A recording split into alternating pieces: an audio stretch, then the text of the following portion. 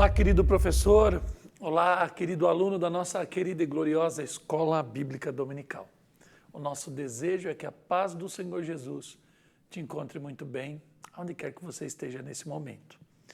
Eu sou o pastor Kleber de Amorim, mais uma vez falo com vocês diretamente dos estúdios da nossa ADC-TV, a TV da Assembleia de Deus em Criciúma, Santa Catarina, aqui no sul do mundo. É uma honra para mim, para a nossa equipe toda, fazer parte contigo desse exército que Deus levantou por todo esse Brasil e por todo esse mundo. E nos plantou em igrejas locais para que nos domingos de manhã estejamos todos unidos nesse propósito de ensinar a palavra de Deus ao povo do Senhor e aparamentar os novos obreiros que logo ali na frente estarão trabalhando na obra de Deus. E o nosso trabalho não será em vão quando virmos os frutos do nosso trabalho na vida destas pessoas que Deus levantar. Deus te abençoe. Muito obrigado por sempre estar conosco aqui nas nossas pré-aulas de EBD. Se você está contente com o nosso trabalho, se você se alegra em estar conosco toda semana estudando a palavra de Deus, eu peço que você, em primeiro lugar, ore por todas as pessoas envolvidas aqui nesse expediente. Que você também possa curtir esse vídeo, dando aí o seu joinha, o seu like, e que você possa também compartilhar nos seus grupos de convivência em redes sociais o nosso trabalho, para que a gente se torne um pouco mais relevantes, alcancemos mais vidas e o nome do Senhor seja glorificado por todo esse trabalho e esse empenho voluntário que temos feito aqui através desse canal. Que Deus te abençoe. Estamos com o pastor Douglas Batista estudando sobre o império do mal, o espírito da Babilônia que está operando nesse mundo, e nós já estamos na lição de número 5 desse terceiro trimestre do ano de 2023. A lição está proposta para o dia 30 de julho deste ano corrente, e o título está aí na tela, a dessacralização da vida no ventre materno. O tema, ele só é polêmico para aqueles que se antagonizam à fé cristã, há aqueles que querem viver nesse mundo sem a égide de uma moral que os eleve como ser humano e lhes dê dignidade. A estas pessoas que a Bíblia chama de iníquos, a essas pessoas que Deus chama de inimigos de Deus, na sua palavra revelada até nós, esse tema para elas será sempre polêmico, mas para nós ele é um tema desafiador. Por quê? Porque nesta lição nós obteremos muitos recursos. Nós vamos então estar sendo aparamentados pelo Espírito Santo para podermos responder à ideologia progressista atual, que tem sim avançado todos os limites de uma forma desavergonhada e inclusive tem lutado contra a própria vida e tirando a santidade da vida. E quando a lição está falando no seu título, a dessacralização da vida, inclusive no ventre materno, ela está dizendo que para esta geração atual, pós-moderna, pós-cristã, pós-humana, imoral, amoral, iníqua, libertina, a vida ela é um efeito ou um resultado do acaso. Então, a vida ela é um ímpeto, uma força, uma energia sem qualquer propósito, que está aí sofrendo as contingências da vida, e aí não há por que se falar de Deus nesse contexto progressista e nem de esperança de uma vida eterna. Na verdade, eles vivem na égide do existencialismo, onde a existência ela precede a essência. Então, nós temos uma alma imortal, nós temos o verdadeiro ser interior que realmente ele emana, ele transcende do corpo, da soma, da matéria, e é essa essência da vida que vai permanecer mesmo quando a morte chegar e ela se separar do nosso corpo. Como eles não acreditam mais e nem querem acreditar nessa transcendência do ser para fora desse corpo, o que importa é a vida nele, é viver toda a sua potência nesse tempo atual. Então, a existência com as suas compulsões, desejos e paixões, ela precede a essência. De onde eu vim, para onde eu vou, isso não me importa, porque eu não posso, pelo método científico, provar que essa vida existe. Então, o que eu sei é que eu sou uma somatória de coisas, que eu tenho a minha matéria, a minha substância material, orgânica, eu tenho o meu intelecto, o meu raciocínio, e esses raciocínios, esse intelecto, essa cognição, são frutos ali de energia que é conduzida por neurônios, por aquela capilaridade do sistema nervoso humano, e aí então, quando eu morrer, a gente vai ver o que acontece.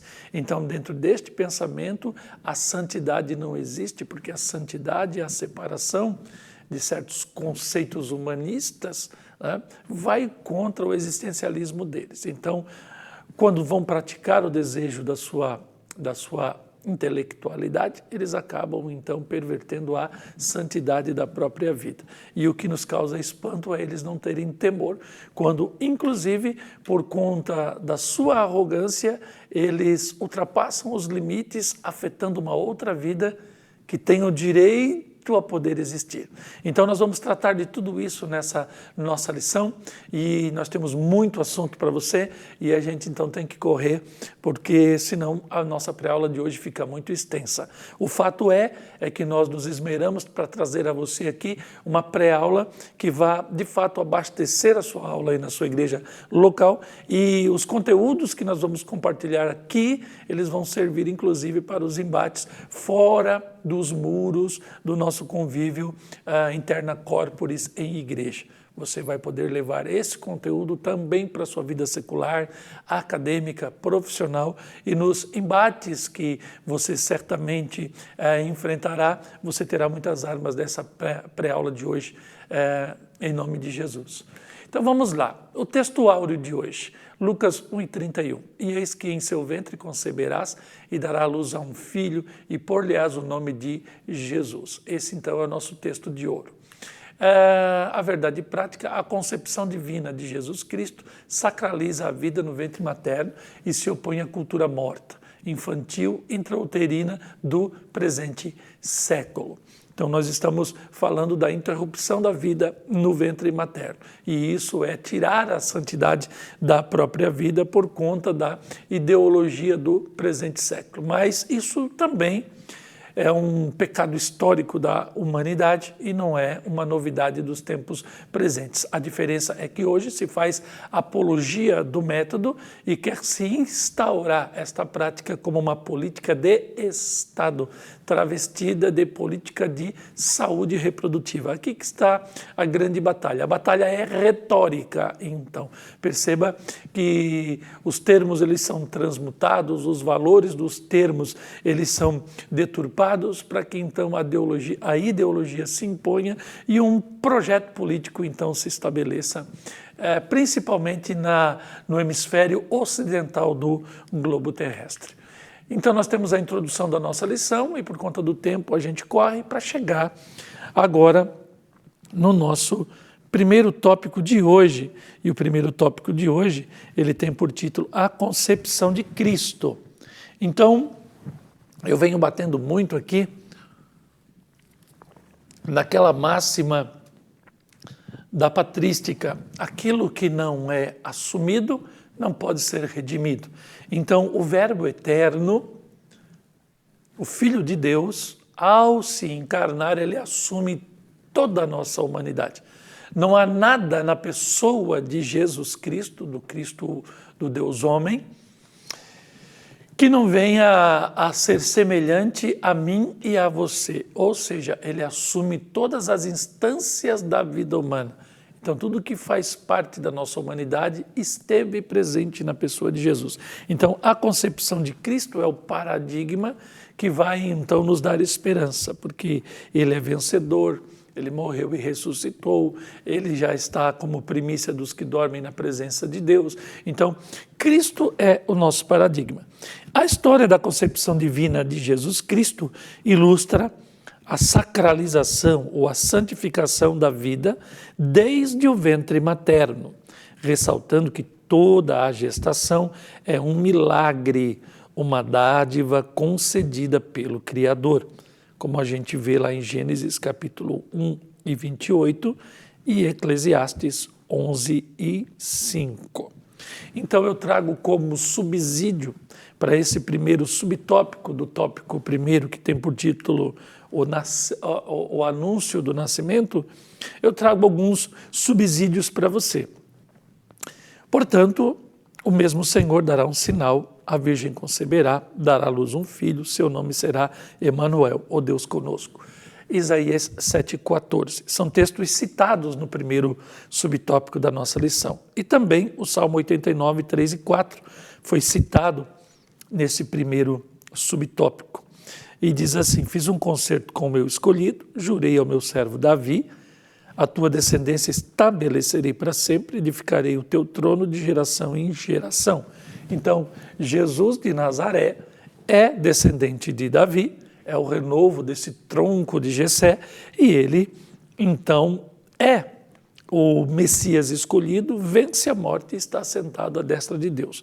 O trono de Davi, então, é um trono que faz menção ao poder de Deus na terra. E esse descendente de Davi, que está vivo pelos séculos dos séculos, um dia voltará para cumprir a lei de Deus plenamente no seu povo, aqui nesta terra, para que depois se cumpra o fim dos tempos e então novos céus e nova terra venham a surgir e o eterno e perfeito estado venha a se estabelecer para sempre, sem pecados, e o nome de Deus sendo glorificado por toda a eternidade. E também um comentário aqui como subsídio para que você enriqueça aí o seu primeiro subtópico. A virgindade da mãe do Filho de Deus, perceba como eu coloco aqui essa frase, a mãe do Filho de Deus e não a mãe de Deus, profetizada por Isaías, é cumprida em Maria, conforme o relato dos evangelhos e principalmente o evangelho de Lucas, que é um baita historiador e também médico. É também a confirmação da kenosis do verbo eterno, como está lá em Filipenses 2 e 7, que vai falar que ele aniquilou-se a si mesmo, ou esvaziou-se a si mesmo, kenose no grego, né? E tomando a forma de servo, ele foi fiel até a morte de cruz. Então, essa kenose, esse aniquilamento, esse esvaziamento, vai falar do verbo eterno que se esvazia não da sua divindade, mas de toda a sua glória.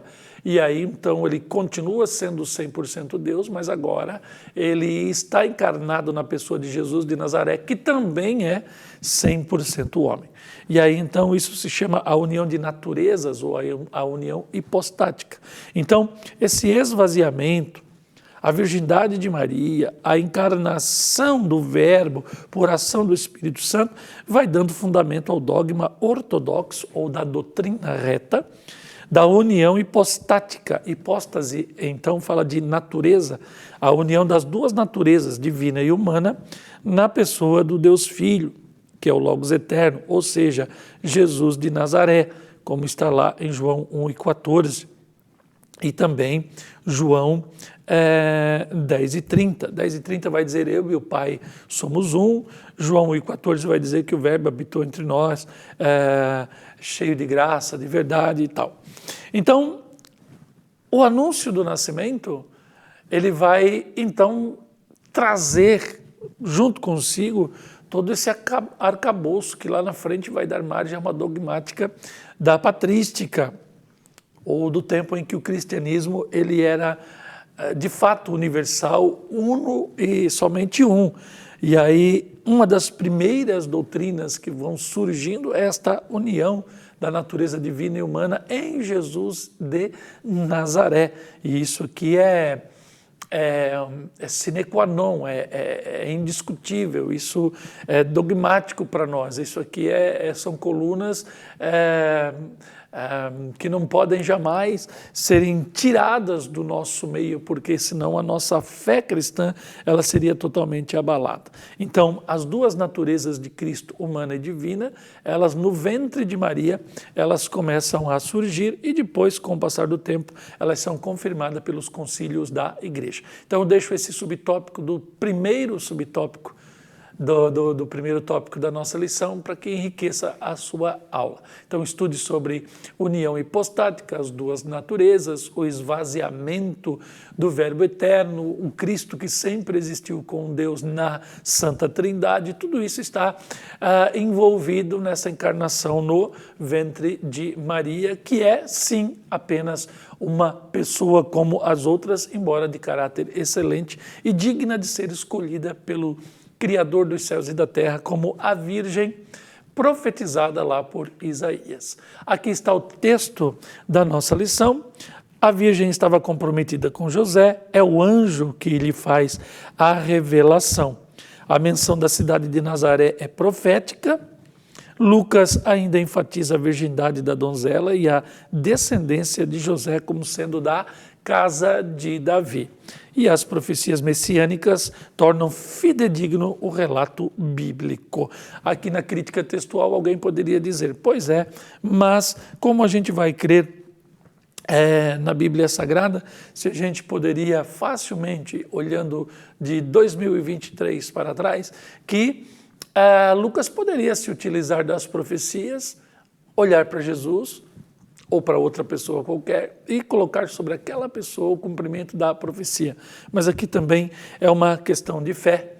E nas buscas que se fazem do Jesus histórico, então vai se confirmando que Jesus de Nazaré, relatado por Lucas, pelos evangelhos, testificado pelos apóstolos, inclusive por Paulo, que vai do judaísmo para o mundo gentílico, que Jesus de Nazaré, ou o Jesus de Nazaré, mencionado nos evangelhos, é de fato o Messias de Israel e o cumprimento das profecias do Antigo Testamento.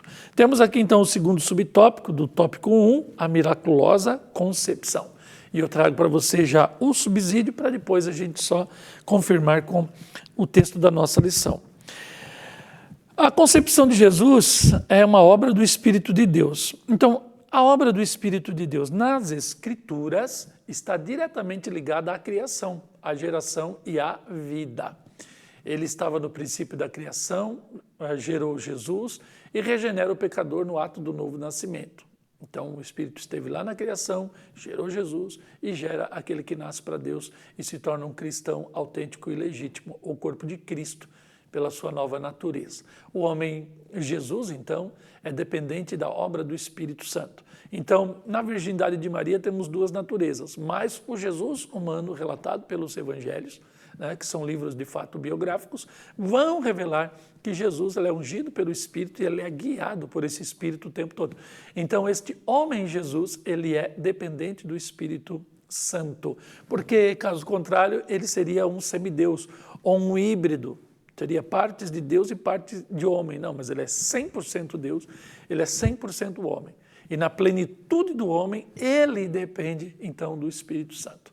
E aí nós colocamos aqui sobre miraculosa concepção alguns outros nomes de mulheres que também tiveram importância no relato bíblico veterotestamentário e que foram estéreis e estão diretamente ligadas ao relato bíblico, a sua importância com Israel e também na linhagem do próprio Messias. Então nós temos a Sara, mulher de Abraão, Rebeca, mulher de Isaac, temos Raquel, a esposa de Jacó, temos então a mãe de Sansão, temos Ana, temos Mical, foi esposa do rei Davi, e temos a Sunamita, todos nomes bem conhecidos, 7 nomes de mulheres que tiveram ali a esterilidade tocada por Deus.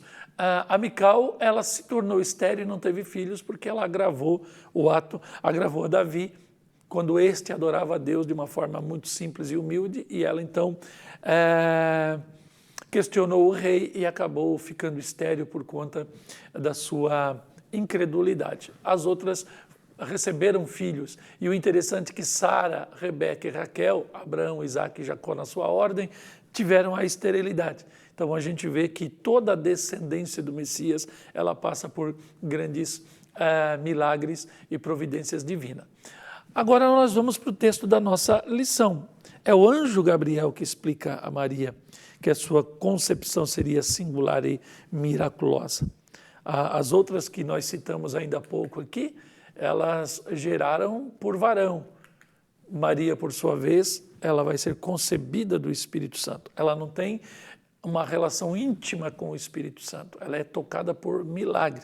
Então, a concepção de Cristo, para que ele possa agora ser 100% Deus também, ele não poderia ser filho de um homem. Então, ele é obra do Espírito Santo. A jovem não pediu sinal algum.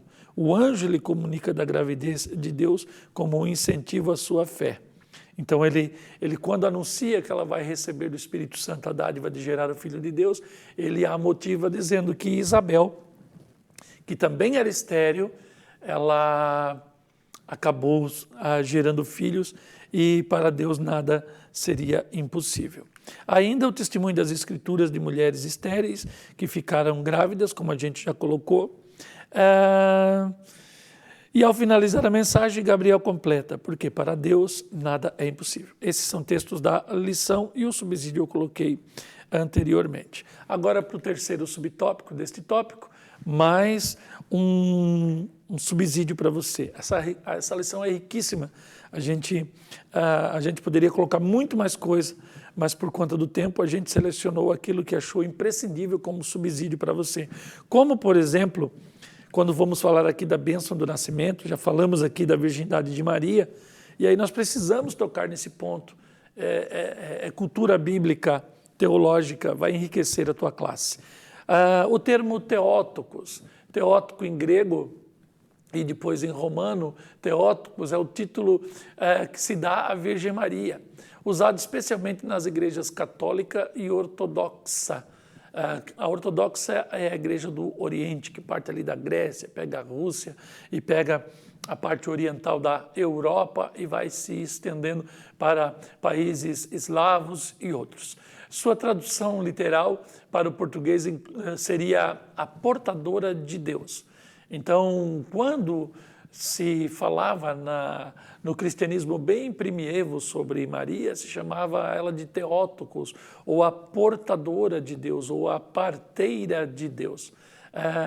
Mas com o passar do tempo, a frouxidão, então, dos originais, o cristianismo indo para outras partes do mundo, as traduções menos literais, mais frouxas, elas vão, então, chamando ela de a mãe de Deus. Então, a gente sabe que ela não gerou Deus, foi o Espírito Santo que concebeu Deus nela. Ela é um instrumento, ela é um invólucro, ela é um receptáculo. Como o termo Theotokos diz, ela é a portadora de Deus, ela é a cápsula que Deus está ali. E aí, então, é lindo quando a gente vê Eclesiastes 11:5, que vai falando como é interessante essa questão do nascimento. E ele vai comparando, como a gente não sabe o movimento do vento, isso lá naquela época, porque hoje a meteorologia já calcula e prevê o tempo, e vai ajudando na agronomia, na cultura da pecuária, etc. e tal, o conhecimento avançou. Mas nos tempos de Salomão, a coisa não era tão avançada, eles não sabiam o caminho do vento e nem como se formavam os ossos no ventre de uma mãe. E aí ele compara o caminho do vento, a formação dos ossos, como a poderosa obra de Deus. Então ele está dizendo que a concepção no ventre materno é uma poderosa obra de Deus. E aí quando você vem com esses conceitos bíblicos e compara com a ciência da atualidade, você se espanta, porque eles fazem inseminação artificial em animais, e há um comércio gigantesco disso, né? Nos criadores de cavalo, nas feiras onde se vende embriões de matrizes bovinas, ovinas e outras. E, inclusive, isso é repetido, isso é replicado com os homens hoje com a inseminação artificial.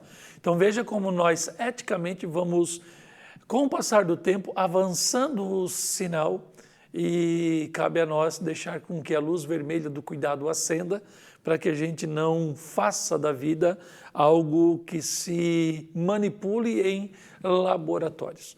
Quando a gente olha o agir dos cientistas sobre a vida humana, a gente olha para os efeitos daquela ação e a gente tende a comparar o cientista com Deus e dizer, olha, como ele manipula a vida, como ele pode fazer assim, como ele pode fazer assado. Eles estão prometendo que daqui logo mais, quando um casal quiser fecundar um filho, eles poderão escolher o sexo, a cor da pele, a cor dos olhos, etc. e tal, naquele afã de formarem um ser perfeito. O problema é que eles incautamente não percebem que está se manipulando a vida, mas eles não geram a vida. Ou seja, o grande pecado e a gravidade do cientificismo atual é se arrogar, se adonar daquilo que eles não conseguem criar, aquilo que Deus criou. E no sopro divino em Adão está dentro de nós.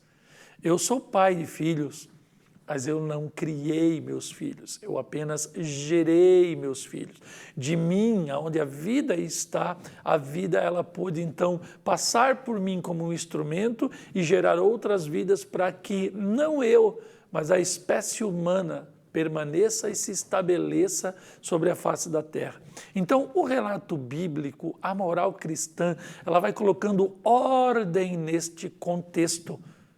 Ela vai colocando sacralidade, santidade, temor, adoração nesse contexto. Enquanto que, no sentido oposto, o cientificismo ele vai desacralizando a vida, ela vai, então, comercializando a vida e ela vai manipulando a vida. E nesse contexto, a arrogância humana vai se adonando daquilo que ela não criou.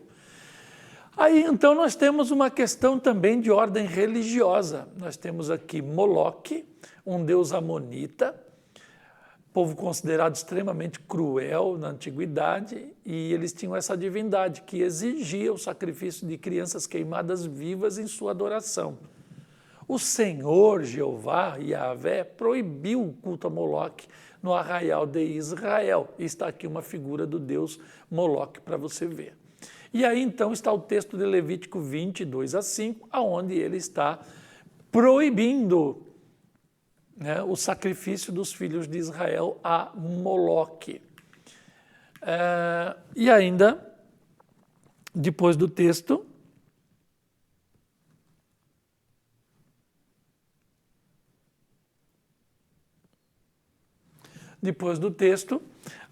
de Levíticos 22:5, nós vamos observar aqui que os judeus insistiram na idolatria, inclusive sacrificando seus filhos a Moloque na época do profeta Jeremias. Eles edificaram altos de Baal, que estão no vale do filho de Inom, para fazerem passar seus filhos e suas filhas pelo fogo a Moloque. O que nunca lhes ordenei, nem subiu ao meu coração que fizessem tal abominação, para fazerem pecar a Judá. Então veja como Israel sempre esteve disposto a cultuar deuses além de Yahvé. E da lição, a vida gerada no ventre de uma mulher é um milagre. O nascimento de filhos é uma recompensa divina. Sem o dom da fertilidade, um ventre estéril torna-se obstáculo para a maternidade. A relevância da gestação e a sacralidade da vida no ventre da mãe são endossadas quando a Bíblia registra a gravidez miraculosa de Maria e também de Isabel.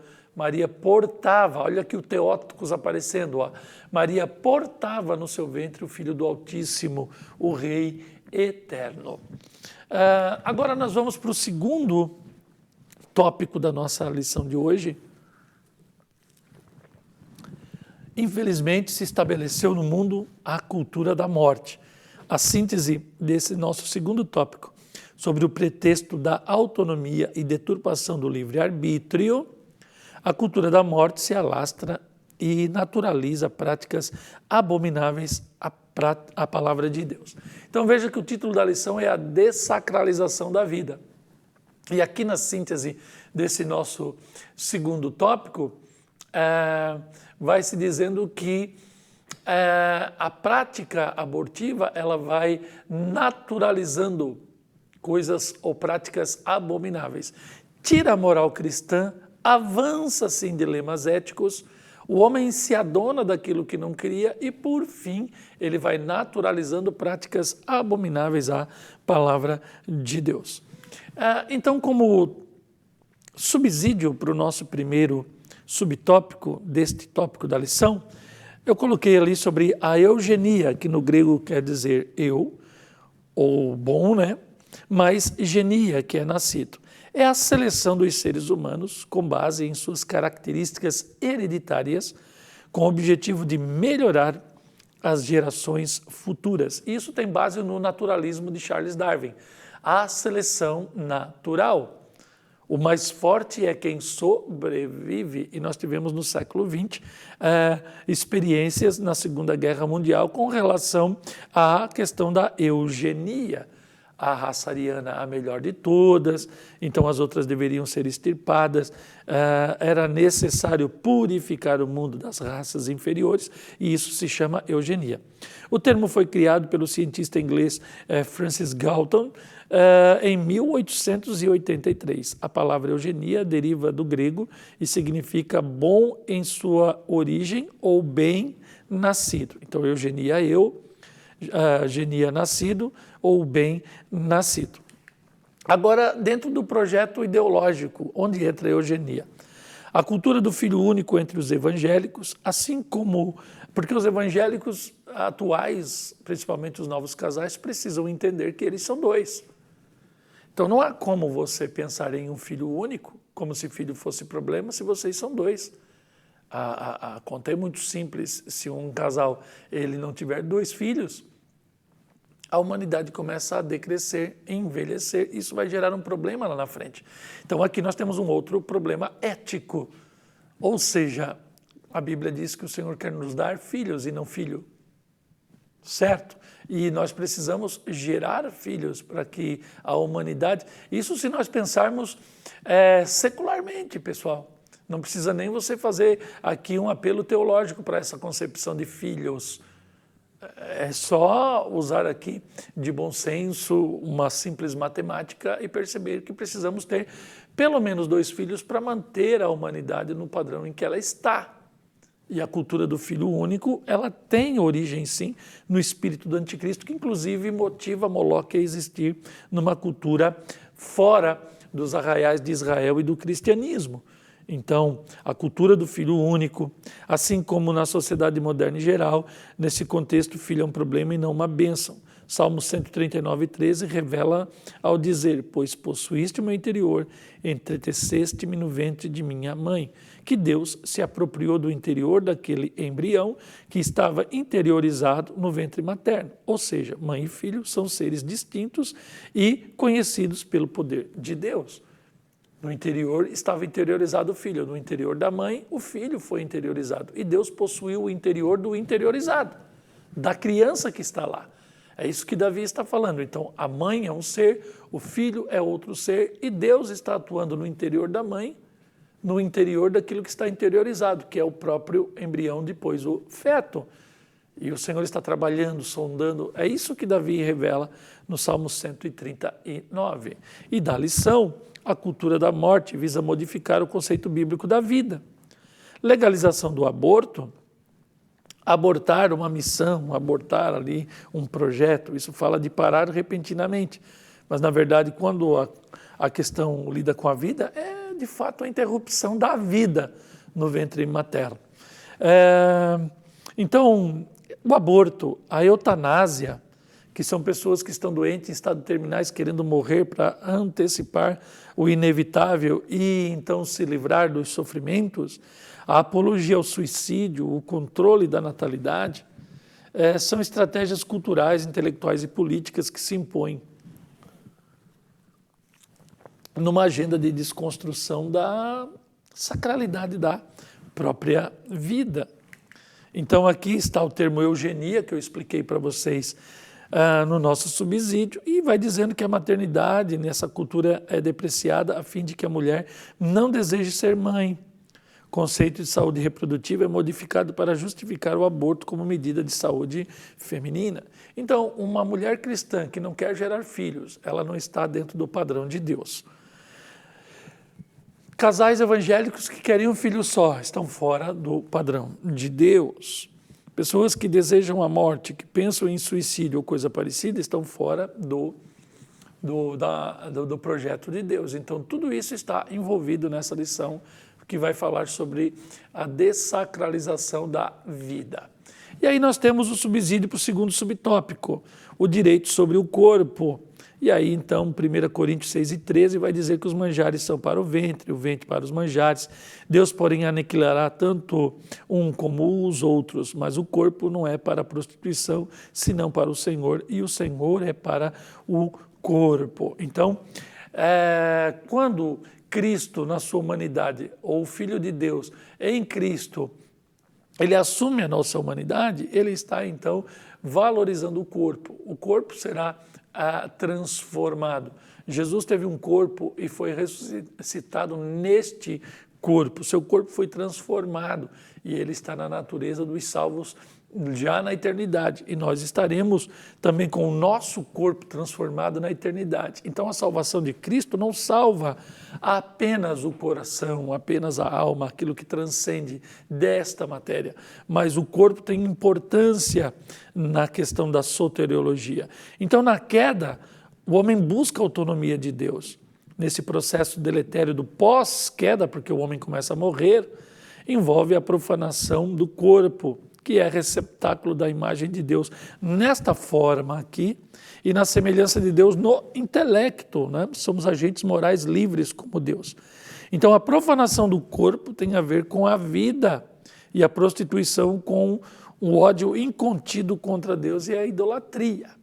Então toda pessoa que vive em iniquidade, de fato ela é um idólatra, porque ela quer para si a facilitação, o reconhecimento, e ela quer o poder sobre si. Então a pessoa, quando ela diz meu corpo, minhas regras, ela de fato é uma idólatra, se coloca no lugar de Deus e ela quer alimentar apenas as suas concupiscências. E da lição, a cultura pós-moderna insiste que é direito do ser humano exercer autonomia sobre o corpo. O slogan meu corpo, minhas regras é utilizado em defesa das liberdades sexuais e reprodutivas. É o existencialismo em estado máximo, né? É a vida concupiscente sendo justificada pela palavrinha liberdade. Então, direitos à prostituição, ao aborto, eutanásia, suicídio e outros são consequências desse slogan. Profanar o seu corpo, a vida só tem sentido sobre o domínio de Cristo. Então, a ideologia lá também quer profanar o corpo. E aí o autor termina dizendo que a vida só vai ter sentido sobre o domínio de Cristo, que por sua vez foi dominado pelo Espírito Santo. E agora,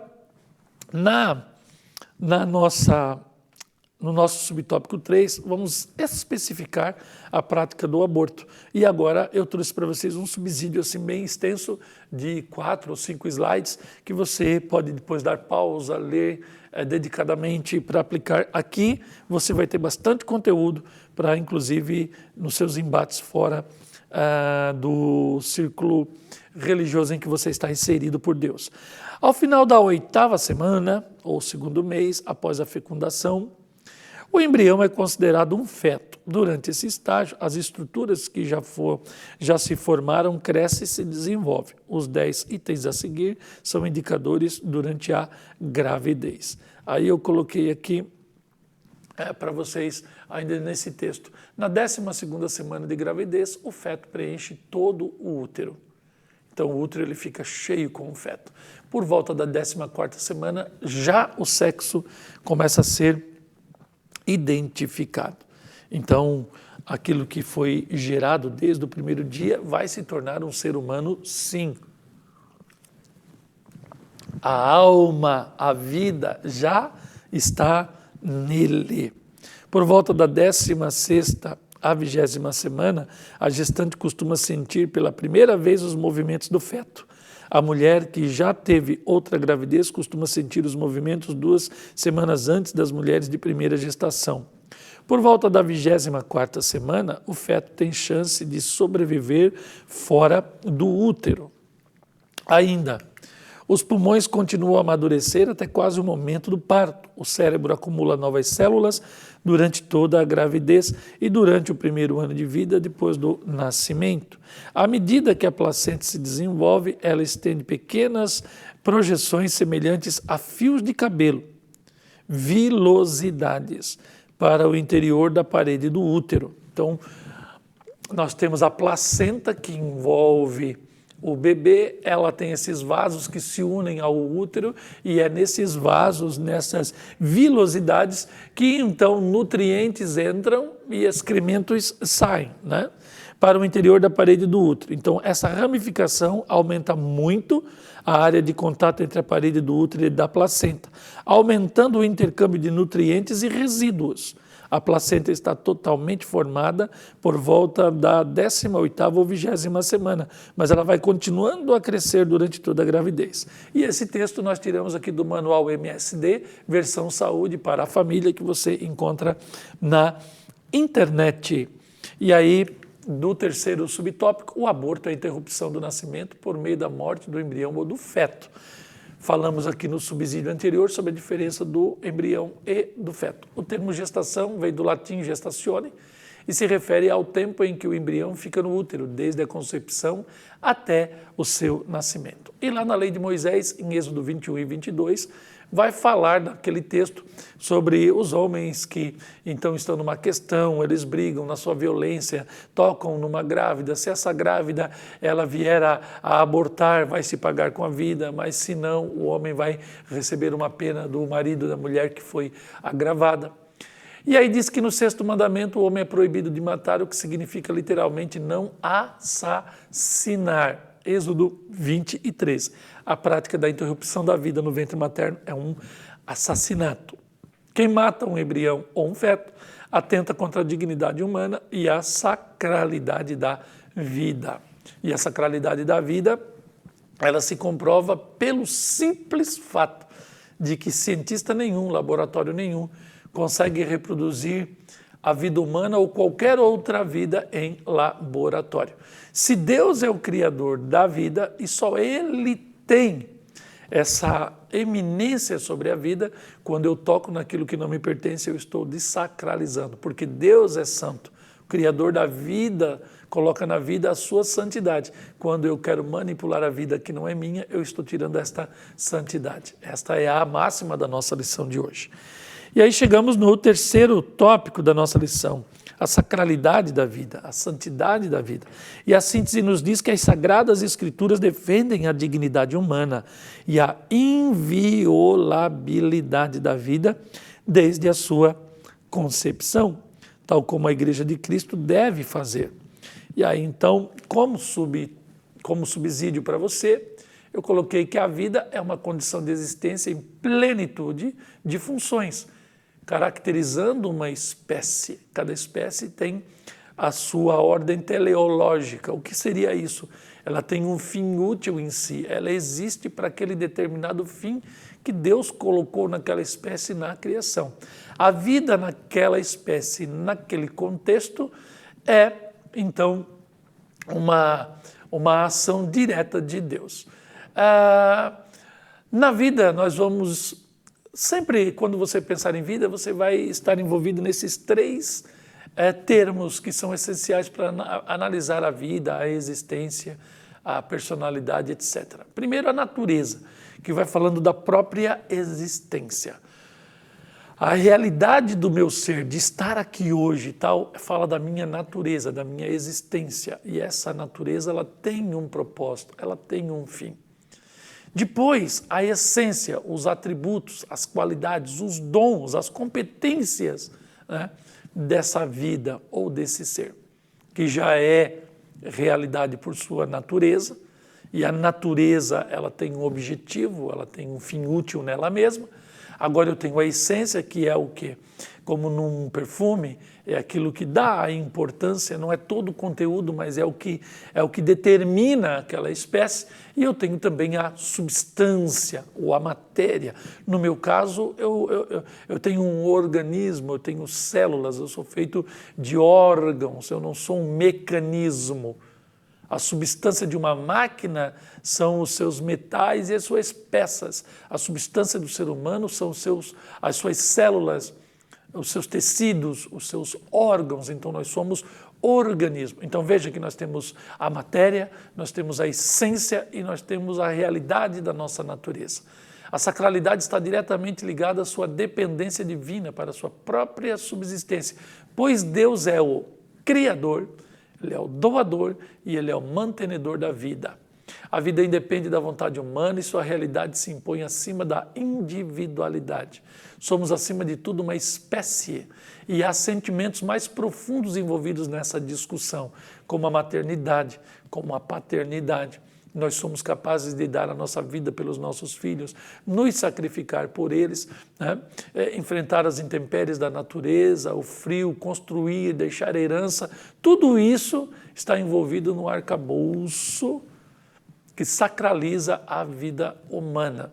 Então há sentimentos mais profundos envolvidos nessa discussão, como a paternidade, a proteção e esse altruísmo, que é o fato de você negar a sua vida muitas vezes para abençoar a vida de seus filhos. A vida humana é sagrada, pois ela é um ato criativo de Deus. O princípio da sacralidade assegura a dignidade da pessoa humana e a inviolabilidade do seu direito a viver e existir. O princípio de defesa da vida humana, desde a concepção do útero materno, não pode conter exceções. Esse pode viver e aquele não pode viver. Todos podem viver, inclusive os frutos das tragédias.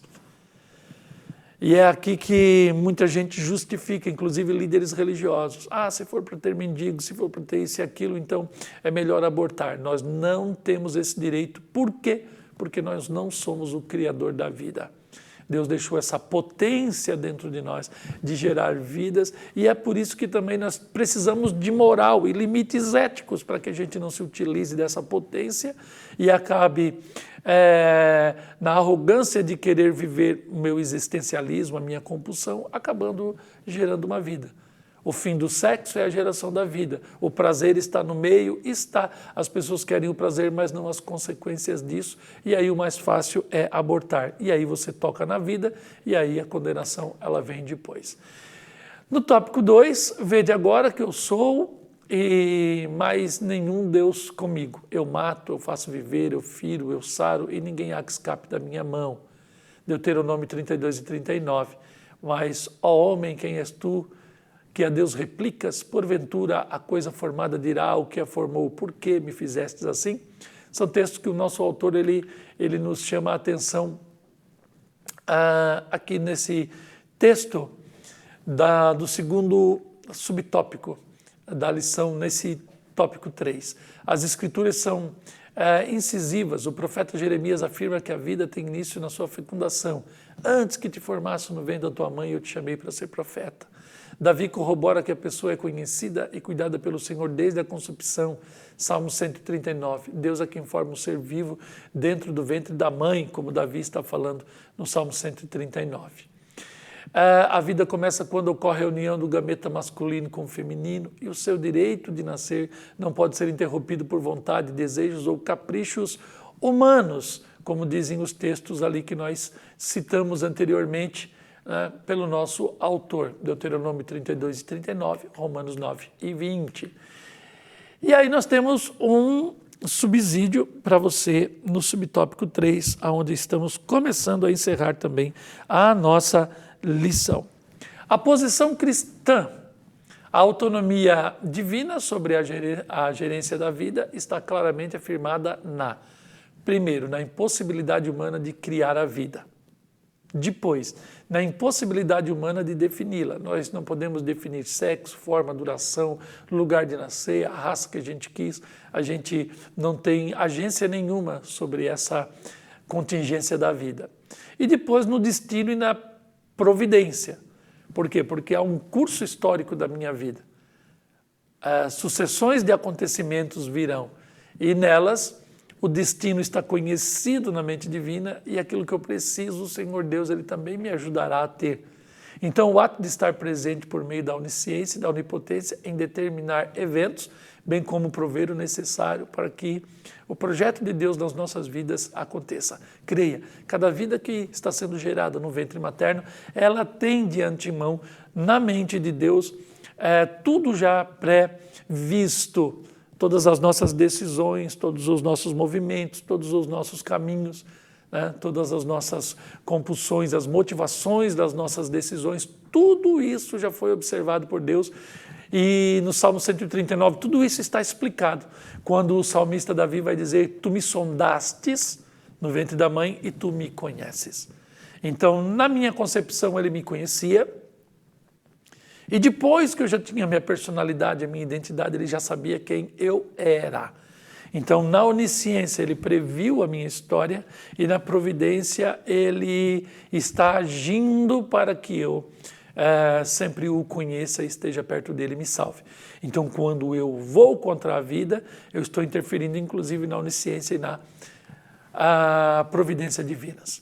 E aqui o texto da nossa lição vai dizer que a autoridade bíblica defende a dignidade humana e a inviolabilidade da vida desde a sua concepção. A vida humana é sagrada em todas as etapas do seu desenvolvimento. E aí chegamos à conclusão da nossa pré-aula de hoje e chegamos aqui ao ponto de pedir que você, de fato, ore pelas pessoas que estão envolvidas nesse expediente, que você continue sempre conosco, e nós rogamos ao Senhor que nesse próximo domingo você possa ser um instrumento poderoso de Deus para ministrar uma aula de tamanha importância. Você é capaz, o Espírito de Deus é contigo e vai dar tudo certo. Então tenha uma boa aula nesse próximo domingo e que o Senhor nos dê um bom encontro até a nossa próxima pré-aula. Então, que Deus te abençoe e até lá, em nome de Jesus.